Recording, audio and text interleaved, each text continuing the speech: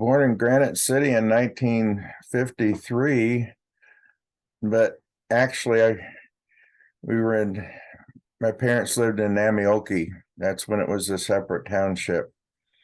In 1958, they built one of the first houses on Failing Road because my mom wanted me to be evenly distanced from grade school at Needing House, junior high at Coolidge, and then Granite City High School. I was never more than a minute away from school. Growing up time in Granite, I guess my musical career started out, as I put in my bio, with Jewel Everett.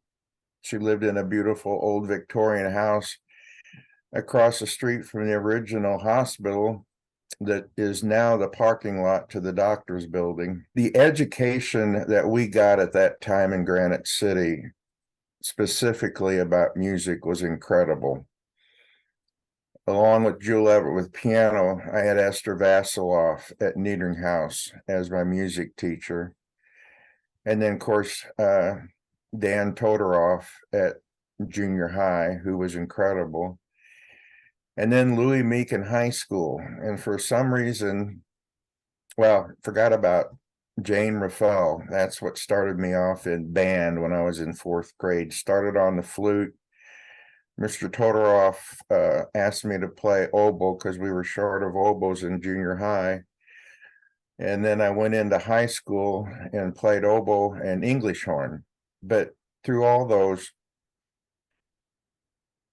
starting with Mrs. Everett, I got an excellent background in music theory. And that's the whole basis of if you have a good theory background. So when I graduated from high school, I was able to proficiency my first year of music theory at SIU Edwardsville. And I attribute that all to the education that I got from those four teachers. But then also, when I was 12, I wanted to play the organ, and I auditioned for Howard Kelsey at Washington University. And Dr. Kelsey was only going to take me for a summer to see how I would do, and then he was going to pass me off to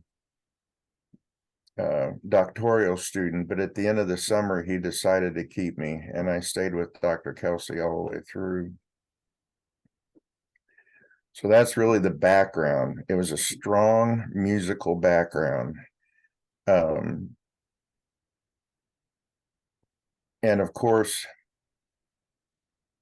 if you start the students at a young age in music, by the time they get to high school, like I said, I graduated from Granite High with a first year equivalency degree of college. So it was an excellent background. Supposedly the love for the organ started when I was little. I had this set of building blocks, and my mom said I used to build things, and she'd say, "What is it?" And I said, "I'm building a pipe organ." And I think it's because my dad took me to St. Louis Cathedral to hear Dr. Mario Salvador. The earliest that I can remember, I was 4 years old and was just awestruck by the pipe organ. And of course, my mom and dad were movie buffs, and we went to the Fox a lot. And Stan Can started playing in 1950. And so by the time I could remember it, I was enthralled with the theater organ. And that's really how I got with Howard Kelsey, because I hit Stan Can up one day, stood in the aisle, and already at 12 years old, I was taller than he was. And I stopped him and asked him for lessons. Well, that was the height of his career in St. Louis television and whatnot.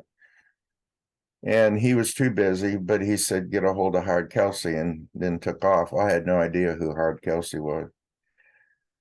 But I got an American Guild of Organists magazine at the old Schrodinger's music store, and behold, there was his name in it, and I called it. And he answered, wanted to know how I got his name, and I told him. And he said, "Does your parents know about this?" And I said, well, no, but my dad's standing here. So I gave the phone to my dad, and they set up the appointment. And then that's how I got in. But my piano teacher had always told me her husband played the trumpet at the Scottish Rite Cathedral. And of course, that's across the street from St. Louis University. And I'd always heard how magnificent that instrument was.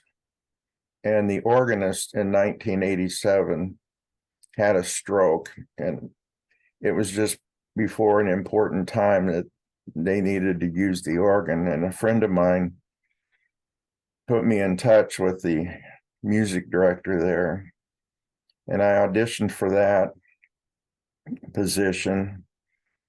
And the organist that had been there for many years actually sat next to me and walked me through that first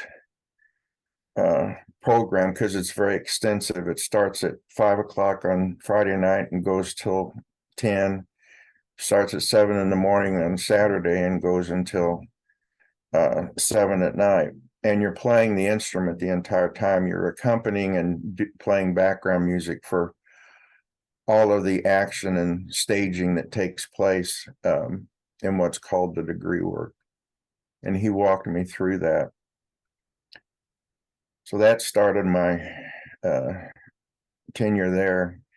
And the highest degree in masonry is the 33rd degree. And because I was able to be the organist, and also then they made me a director of music after Dave Thornton passed away. It allowed me to be there 38 years. The first public performance I did at the Fox was actually before it was open. Mary Strauss, who owned it, decided to do what was called a sneak preview that they used to do in the old movies theaters. The lobby was finished, but the auditorium wasn't. There wasn't any seats in the auditorium. There was no curtains. The acoustics were incredible, but people couldn't go in there. So she had the construction crew wall off with plywood and the mezzanine, and she had them cut holes in the plywood so they could stick their head through. And I started playing at 5 o'clock and played till 10 o'clock that night. Now, it was my first public gig at the Fox, which then in turn led to 40 years being there. And of course, then I mentioned about my precious church family, who I want to apologize to because I know they're all here tonight.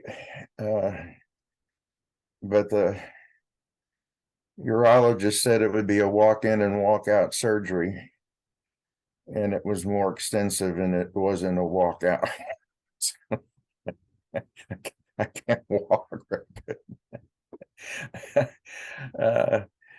But anyway, they recognized me for 30 years, and I was telling a friend this, that been 30 years, well, now it's 31 years, 30 years at First Pres, 38 years at Scottish Rite, and 40 years at the Fox. And I said, I don't know what that means. And he said, well, it means you're really old. And I've always been interested in history and travel. And my parents were really good travelers. We traveled the States. My dad's 2-week vacations, we never rested or vacationed very much. We were constantly going, but got to see all the major cities, New York City, Washington, D.C., whatnot. But then when I was in college, I was able to take a trip with an architectural class from SIUE, and we that was my first time to go to Europe. Flew into England, went all through Europe and Italy, flew out from Paris. And then my wife and I then really got into our vacations. Were traveling England, France, Germany. We took a Rhine cruise, which was wonderful. And then this kind of came out of, all my positions, and that's why I feel like I don't deserve this recognition, because everything I did, I always did under the direction of the Lord, which is my Savior. And He would open a door and I would just go through it. And all these jobs were really designed to help people in some way or to teach them. I started teaching in Madison from kindergarten and ended up teaching at the college level at Maryville University. But it was always to direct people and try to help them through their life. And of course, that's why I started Quad City Youth Group in Granite City at a time when Granite really needed some youth support. But when this job for Wix came along, it just really kind of came out of nowhere. And that continued to allow me to really help people looking for pipe organs in churches primarily, and worked with committees. And that travel was extensive. We just really, like I said, 3 major continents and 14 countries and pipe organs all over, dedication concerts, whatever. But like I say, I guess the main person I want to thank in this is the Lord, because He's directed me through all of this. But I know Bev Scroggins and Margie Pinnell I can blame for this honor. I'm sure they put my name in. But also the support of my precious church family and my wife, Melody. They call her a saint of church because they know what she has to put up with in me. And of course, my sister is a very accomplished musician and pianist, and so we've been able to work together for years. And their support, of course, my family support's great. My cousin Mary is there tonight also. But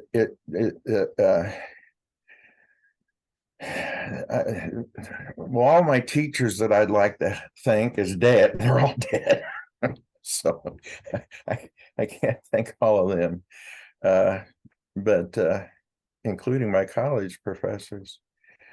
But I can't do any more.